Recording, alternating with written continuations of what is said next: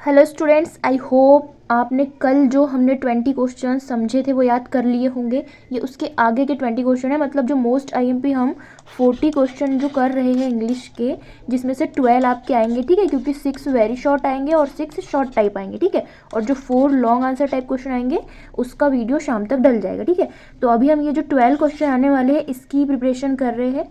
तो और यदि आप चैनल पर नए हो तो मैं आपको बता दूं कि 2 दिन बाद आपका पेपर है ना, 6 मार्च को इंग्लिश का फर्स्ट पेपर है। तो हम उसके लिए ये मोस्ट इंपॉर्टेंट क्वेश्चन लर्न कर रहे हैं। तो ये उसका सेकंड पार्ट है। यदि आपने पार्ट फर्स्ट नहीं देखा है तो आप जाकर देख सकते हैं, ठीक है। तो ये 20 क्वेश्चन हमने करवा दिए हैं, अब ये है उसके आगे के, ठीक है। तो देखते हैं, ये मोस्ट इंपॉर्टेंट क्वेश्चन है। आप कुछ पढ़ो या ना पढ़ो ये ज़रूर पढ़ कर जाइए, और इनका एग्ज़ाम देने से पहले एक बार रिवीजन ज़रूर कर लेना, ठीक है। तो ये है question number 20। Chandrashekhar adopted the surname Azad which means, मतलब कि जो चंद्रशेखर आज़ाद है, जो उनका आज़ाद उन्होंने नाम के पीछे जो ऐड किया है सरनेम, तो उसका मतलब क्या है। सभी को पता है आज़ाद मीन्स क्या होता है, आज़ादी, है ना। आज़ादी क्या होता है, फ्रीडम। तो उसको इंग्लिश में क्या बोलते हैं, फ्रीडम।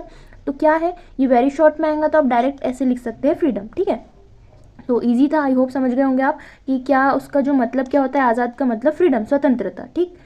उसके बाद है next question 21, which is the best of all virtues, ठीक है। तो क्या है सबसे अच्छी, मतलब कि हमारे अंदर क्या क्वालिटी होना चाहिए कि टू हेट नन, मतलब किसी से नफरत मत करो, ठीक है। बोला भी है ना अनदर चांस वाले चैप्टर में, क्या बोला है कि माफ़ करने वाला हमेशा बड़ा होता है, ठीक है। तो माफ़ करो लोगों को, है ना, और अपनी पहचान बनाओ दुनिया में, कुछ करो यहाँ आके, अच्छा करो, बुराइयों से दूर रहो, अच्छाई की राह पर चलो। तो क्या है सबसे बेस्ट कि टू हेट नन, मतलब किसी से नफरत मत करो, ठीक। उसके बाद है question number 22, who is the writer of the poem the moon. अब जो पोयम है हमारी द मून, इसके राइटर कौन है भैया, किसने लिखी है ये, ठीक है। तो किसने लिखी, R.L. स्टीवेंसन, ये आपको आ जाएगा। तो आप क्या लिखोगे, नेम लिखोगे, the writer of the poem the moon is R.L. Stevenson, ठीक है। या वेरी शॉर्ट में आया तो डायरेक्ट उनका नाम लिख देंगे, ठीक है। उसके बाद नेक्स्ट है question number 23, what was king Krishna Deva Raya known for, मतलब कि जो किंग कृष्णा देव राय है वो किस लिए जाने जाते हैं, किस लिए जाने जाते हैं, देखेंगे। King Krishna Deva Raya was known for his patronage of poets and scholars, है ना, मतलब कि जो कवि थे और वहाँ के जो स्कॉलर्स थे उनके संरक्षक के रूप में जाने जाते थे। कौन, कृष्ण देव राय, राजा कृष्ण देव राय, ठीक है। उसके बाद में नेक्स्ट क्वेश्चन है, इजी है, आपको याद हो जाना चाहिए। Question number 24, right the names of 5 Pandavas, ठीक है। महाभारत सबने देखी है, सबको पता है, कौरव थे 100, है ना, पांडव थे 5, ठीक। तो उन 5 पांडवों के नाम पूछे तो क्या थे, लिखोगे the names of 5 Pandavas are, मतलब कि जो 5 पांडव है उनके नाम है, क्या है। फर्स्ट है युधिष्ठिर, सेकंड भीम, थर्ड है अर्जुन, फोर्थ है नकुल एंड फिफ्थ है सहदेव। युधिष्ठिर, भीम, अर्जुन, नकुल और सहदेव, ये क्या थे, 5 पांडव थे, ठीक है। तो आई होप आपको याद हो जाएंगे, ठीक। उसके बाद है स्पेलिंग मिस्टेक नहीं करना, ठीक है, अच्छे से लिख लिख के प्रैक्टिस करना चाहिए। Question number 25, change the gender. अब भैया जेंडर चेंज करना है। अब ये हस्बैंड है, ये मेल है, इसका फीमेल क्या बन जाएगा, वाइफ, है ना। जेंडर क्या होते हैं, मेल और फीमेल होते हैं, मस्कुलिन और फेमिनाइन, ठीक है। तो ये क्या है, हस्बैंड, तो इसका ऑपोजिट जेंडर क्या हो जाएगा, वाइफ, ठीक है। डॉग, अब डॉग का क्या होता है, डॉग यानी होता है कुत्ता, तो उसका क्या हो जाएगा, कुतिया, मतलब बिच, है ना, कर दिया चेंज, हाँ। एंड उसके बाद है बुल, ये क्या होता है, इसका मतलब होता है बैल, ठीक है। तो क्या हो जाएगा इसका, गाय, और गाय को क्या बोलते हैं, काऊ, COW, काऊ, ठीक है। तो इसका ऐसा होता है अपोजिट जेंडर, ठीक है।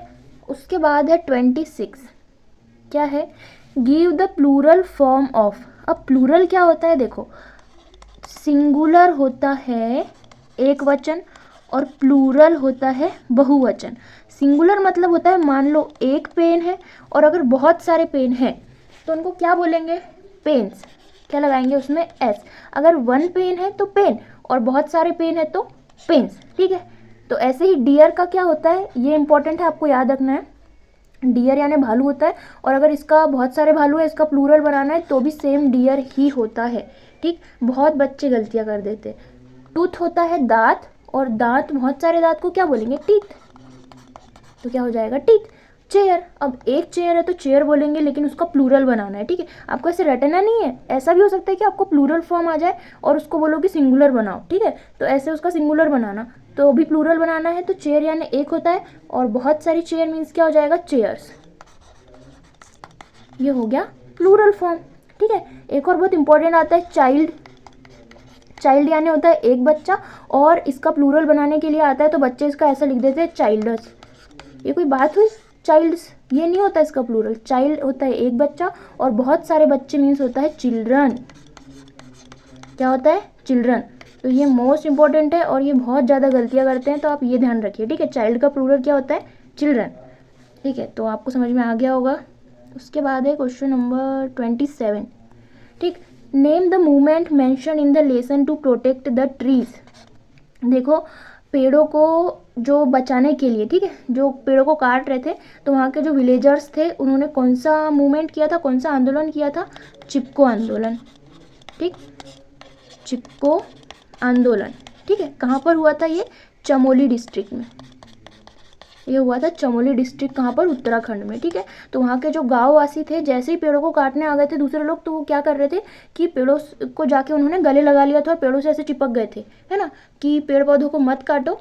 तो ऐसा हुआ था वहाँ पर, तो तब से उस आंदोलन का नाम क्या पड़ गया था, चिपको आंदोलन, ठीक है। तो आई होप आप समझ गए होंगे।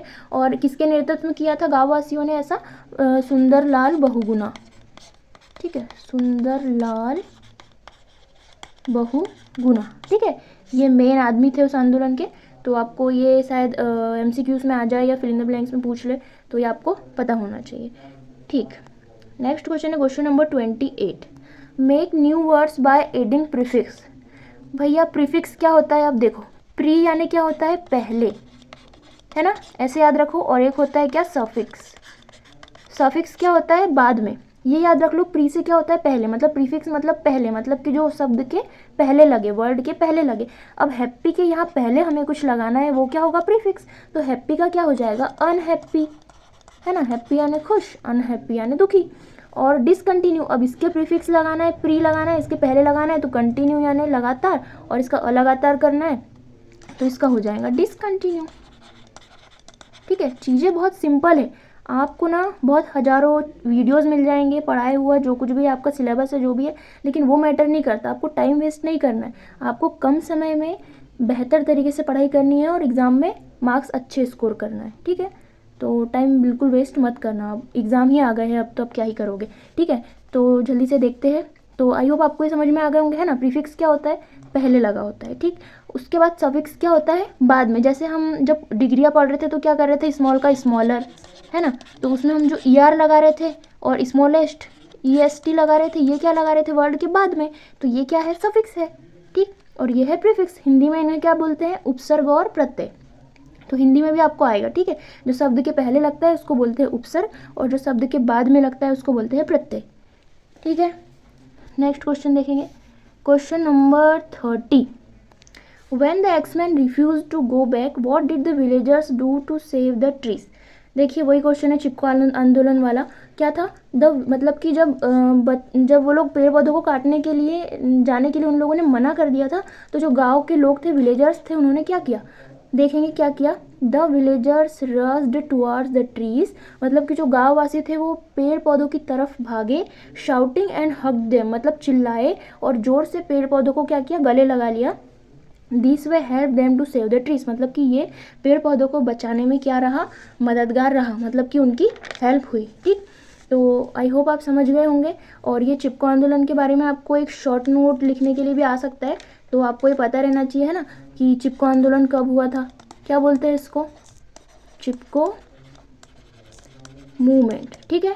चिपको मूवमेंट कब हुआ था, ये 1973 में। कहाँ हुआ था, चमोली डिस्ट्रिक्ट में, ठीक है, मतलब कि जो चमोली जिला था वहाँ पर हुआ था। ये कहाँ पर है, उत्तराखंड में है, ठीक है। इतना ये आपको पता रहना चाहिए, ठीक है। तो वो लोग पेड़ों को ऐसे गले लगा लिए थे, और उनका स्लोगन भी था, एक क्या था, chop me not the tree, ठीक है। ये भी आपको पूछ सकते हैं एग्जाम में, स्लोगन क्या था, chop me not the tree, मतलब कि हमें काट दो पर पेड़ पौधों को मत काटो, है ना। तो ये था उनका स्लोगन, ठीक है। तो और ये किसके नेतृत्व में हुआ था, अभी हमने देखा कि कौन थे इसके मेन जो थे, वो सुंदरलाल बहुगुणा। ठीक है, तो ये आपको 3-4 पॉइंट पता होना चाहिए, और अगर क्वेश्चन आ गया तो आप मन से भी लिख सकते हो, तो आपको मार्क्स मिल जाएंगे। तो ठीक है, नेक्स्ट क्वेश्चन देखेंगे 31। How did the king realise his mistake, मतलब जो किंग था, जो राजा था, उसको अपनी गलती का एहसास कैसे हुआ। ठीक है, ये बताना है। तो कैसे हुआ, when Tenali Rama put a good carpenter to prepare food, मतलब कि जब तेनालीराम जो था उसने एक बढ़ई को खाना बनाने के लिए बुलाया, है ना, खाना बनाने लगाया। Then the king realise his mistake, तब उस राजा को अपनी गलती का एहसास हुआ। ठीक है, तो आपको ऐसे लिखना है। ठीक है, ईजी है ये भी। Question number 32। What does a disaster mean, देखो डिज़ास्टर क्या होता है, डिज़ास्टर का मतलब होता है हादसा। ठीक है, मतलब कि जो अचानक से हो जाए, तो क्या होगा, unexpected event like floods. Floods मतलब क्या होता है, बाढ़ आना। ठीक है, तो आप यहाँ कुछ भी लिख सकते हो, जैसे अर्थक्वेक, भूकंप आ जाता है अचानक से, है ना, तो ये क्या है, हादसा है। अभी हरदा में एक बम बनाने वाली फैक्ट्री में आग लग गई थी, है ना, अचानक से हादसा हो गया, किसी को पता नहीं होता है कि ऐसा कुछ हो जाएगा, लेकिन बहुत सावधानी रखना चाहिए। तो क्या होता है, डिज़ास्टर मीन्स हादसा। ठीक है, उसके बाद है question number 33। What was the only pleasure of the measure, मतलब कि ऐसी कौन सी चीज़ थी कि जो उस मीज़र, जो कंजूस था, है ना, मीज़र मतलब क्या होता है, कंजूस आदमी, उसको एकमात्र आनंद देने वाली चीज़ क्या थी, क्या थी, to see his treasure every day, है ना, ट्रीजर मीन्स क्या होता है, अब खजाना।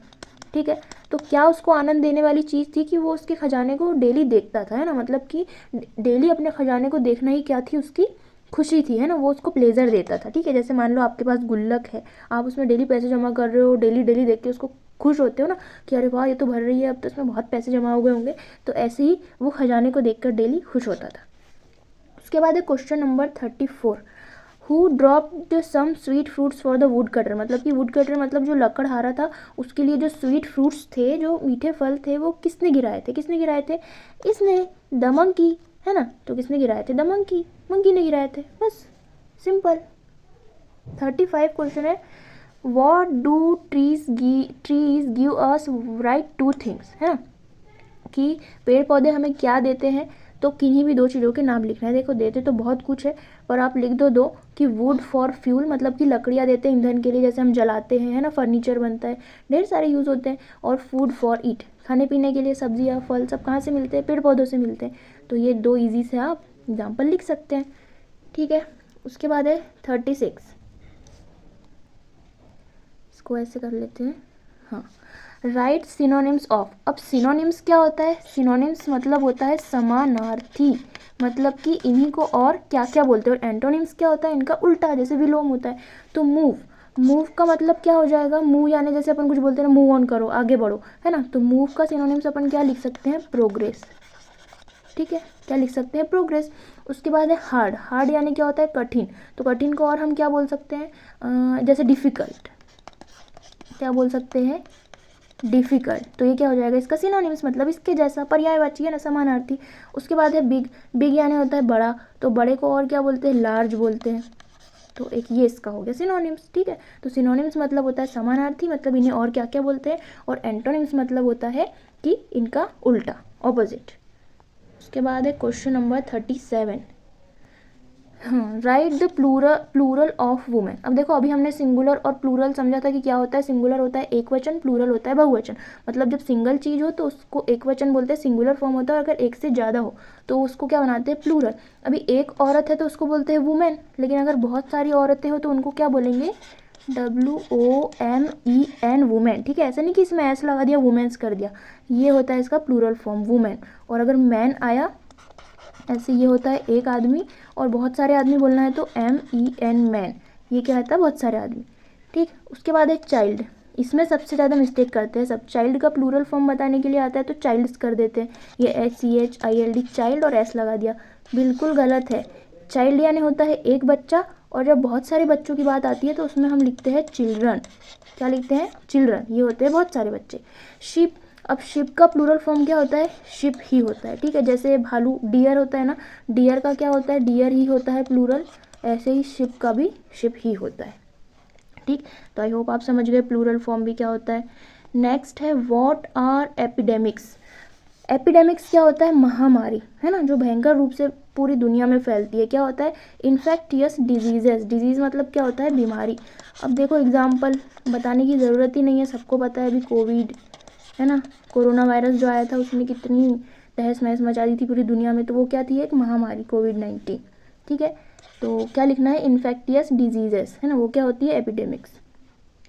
उसके बाद है 39, हु वॉज नकुल्स मदर। मतलब कि जो नकुल, जो 5 पांडव थे ना, युधिष्ठिर, भीम, नकुल, सहदेव, अर्जुन, उसमें से जो नकुल थे उनकी मदर का नाम क्या था? क्या था? माद्री। देखो नकुल और जो सहदेव थे, है ना, सहदेव थे, इन दोनों भाइयों की मदर कौन थी? माद्री। ठीक है, लेकिन जो युधिष्ठिर, भीम और अर्जुन थे, वो जो 3 थे, उनकी मदर का नाम था कुंती। ठीक है, क्या था? कुंती।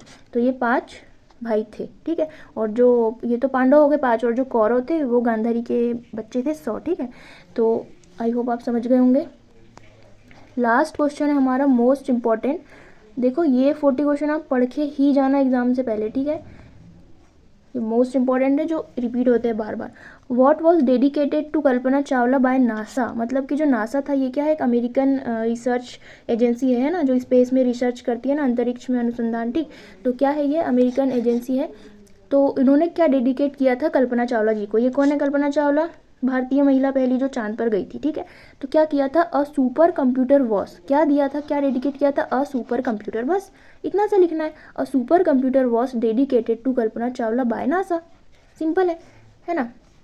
तो आई होप आपको ये क्वेश्चन 1 से लेकर क्वेश्चन नंबर 40 तक समझ में आ गए होंगे, है ना। तो ये बहुत मोस्ट इम्पॉर्टेंट क्वेश्चन है, इनका एग्जाम से पहले ज़रूर रिवीजन कर लेना। अब मैं आपको लॉन्ग आंसर बताने वाली हूँ, कितने? 15। ठीक है, मोस्ट इंपॉर्टेंट 4 क्वेश्चन आते हैं, उसमें से एक ऐसे होता है, एक एप्लीकेशन होती है, लेकिन 2 लॉन्ग आंसर टाइप क्वेश्चन होते हैं। ठीक, तो उसका कल क्लास उसकी आ जाएगी। तो जब तक आप ये पढ़िए, इनका रिविज़न कीजिए, फिर कल हम करते हैं लॉन्ग आंसर। ठीक है, 5 मार्क्स के आते हैं, 5।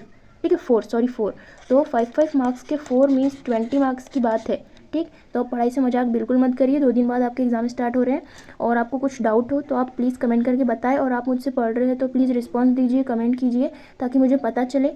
और आपको किसी सब्जेक्ट में और भी कुछ डाउट है तो आप कमेंट करके बता सकते हैं। और यदि आपको वीडियो अच्छा लगा हो तो वीडियो को लाइक करें और चैनल को सब्सक्राइब करें। मिलते हैं नेक्स्ट लेक्चर में। Thank you.